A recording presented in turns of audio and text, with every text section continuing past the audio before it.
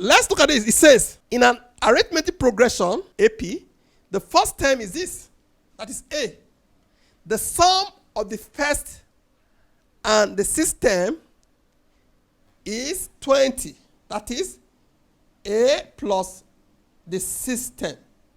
What is the eighth term? This one is not like first, second, third add together. It's saying the fourth and you have to jump to the sixth one.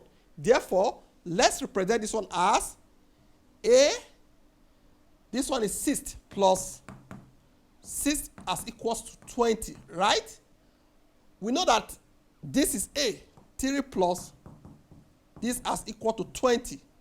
Therefore, the sixth term is 20 minus 3, which is 17. Okay?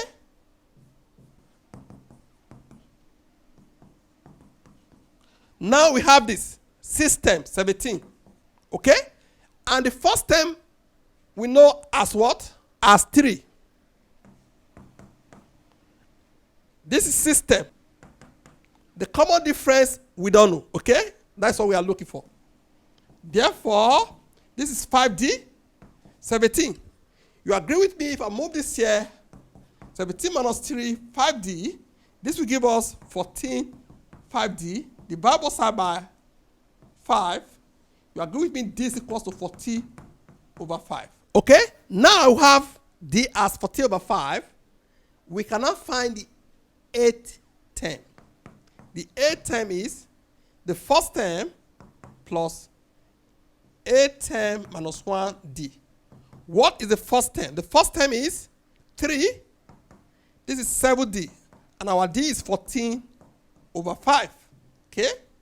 Which is 3 plus this multiplied by this will give us 98 over 5. 5 here is 15. Here is plus 98.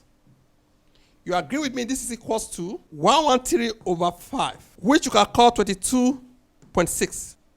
Hope you understand this? From here, we got this,